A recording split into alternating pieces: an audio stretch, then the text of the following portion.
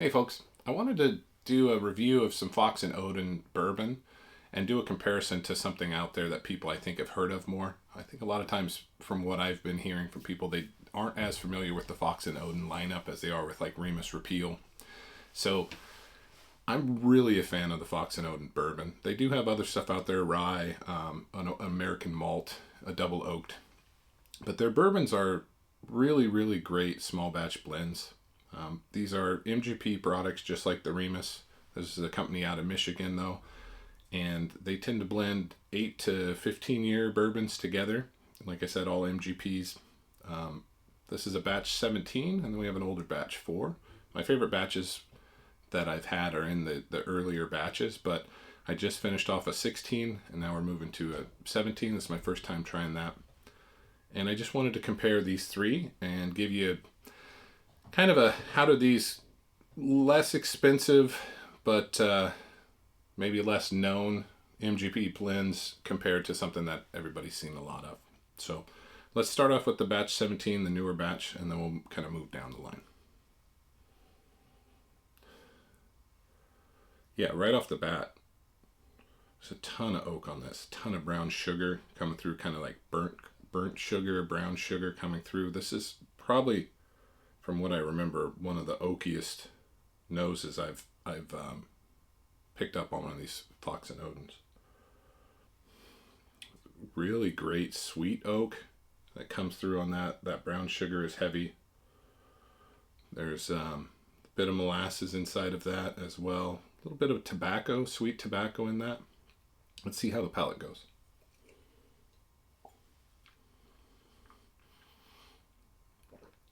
Wow.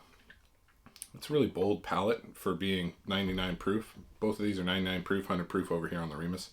What I really like about all three of these is, even though they're obviously proof down, they're not saying that they're coming in at a cask strength or a or barrel proof. So they've added water to these, but you can tell that they must be using barrels that don't have that higher proof to begin with. There's still a ton of flavor inside of this. A lot of oak. This is a really, probably definitely, it matches what I said about the nose. This is probably one of the oakiest Fox and Odens that I've had. Really, really sitting on the palate with this for 99 proof. Definitely drinks as if flavor-wise it's a higher proof, but without a heavy cask strength burn to it. No ethanol on it whatsoever.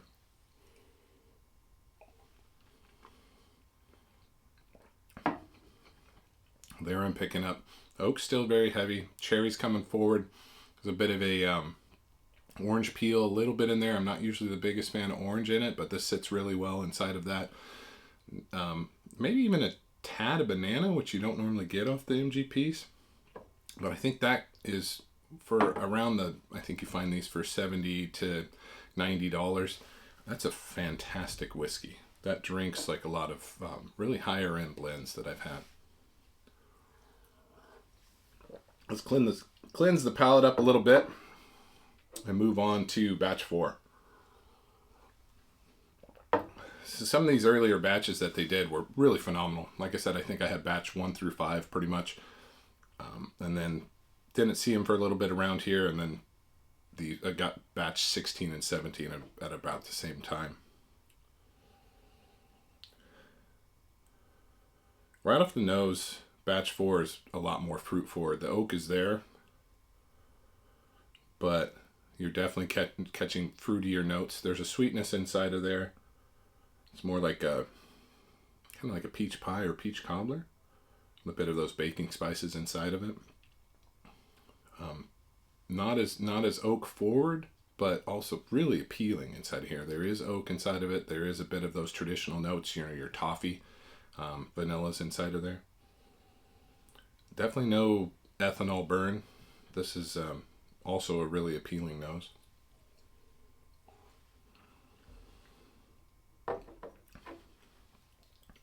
Palate-wise on that one, that might even be a bit drier than this, even though this was more oak forward on that 17. This is hitting the side of the tongues with a bit of that astringency. This is definitely the more fruit forward, but the oak is a drier oak inside of batch 4. There's a good amount of that kind of brown sugar or Creme brulee, I guess, would fit really well inside of that. Spice on the tongue is lingering, similar to over here, but over here I think that batch 17 was probably a little bit more just flavor in general lingering. Over here we're getting a lot of that spice and a bit of that astringency from the oak. I do believe that those first couple batches had some of their oldest whiskey blended inside of that. But I would say, in comparison, I'm surprised, to be honest with you. Like I said, first time trying batch 17, I was thinking batch 4 was going to win this when I just went through with my brain and the memory of what I had of batch 4. Both of these, or all three of these, are fresh cracks, by the way. None of these got to cheat a little bit with some time of getting air on them, so these are all neck pours.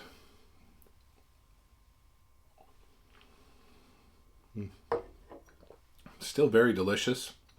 Maybe a bit more rounded, as this was a little more oak heavy. But I still find, I think, batch 17 to be a little bit more appealing. So, batch-wise, 4 is still phenomenal. But I would say I'd probably give the edge between these two to 17. Let's clear the palate and we'll go over to the Remus.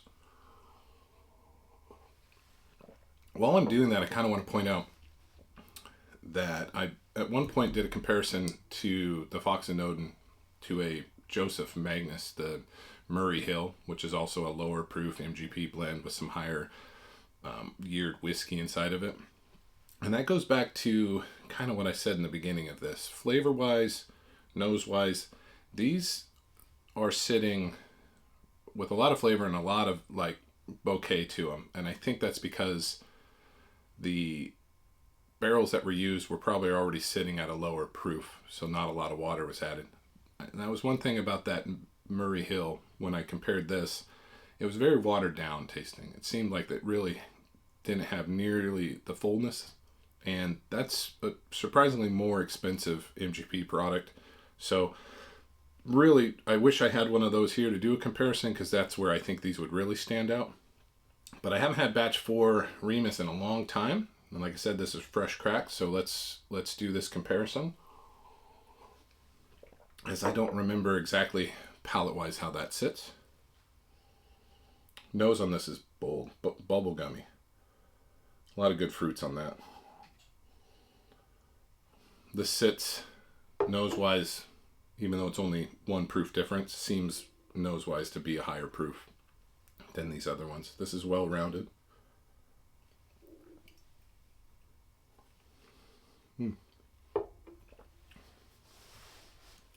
Bubblegum carries over inside of that.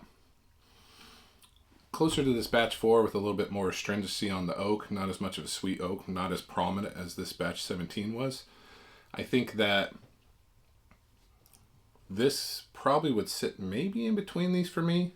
Might even be third. We'll give it one more try on this.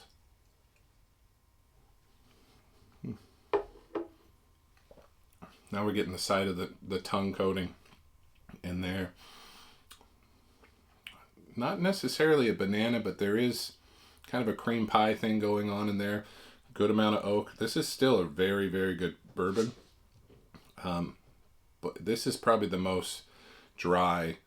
Definitely tastes the oldest, but probably the most astringent or acrid of these ones that are here. I would say I'm unbiased about this. I love Remus. Previous to finding the Fox and Oden stuff, I was always grabbing every single Remus, and I still do that I can get my hands on, but it seems to be harder to find, and the price is going up on it. So really, if you haven't tried them and you can find the Fox and Oden in your market, I'm not sure what the newest batches are right now, but I would say that for usually sitting at $20 to $40 cheaper, depending on the market that you're in, it's a really, really comparable product, and depending on the batch, maybe even a more preferred product. They do create more batches than the Remus lineup does, so you do get to play around more, and if you were someone that wanted to collect them, I would say you get a little bit more options, because these are even smaller batches than what Remus releases. So I hope that helps you out, and I hope that you can find some Fox and Oden in your area at an affordable price. If you're under the $100 range for these, I think that's a great deal. I would say I got these usually somewhere around 65 to 80 in the area that I'm in. and definitely pick them up. I really recommend them. Obviously, get the Remus if you can find it, but if you haven't seen Fox and Oden and need to add something to the collection, I really recommend you do it, because these are just both phenomenal whiskeys. So thanks for stopping by.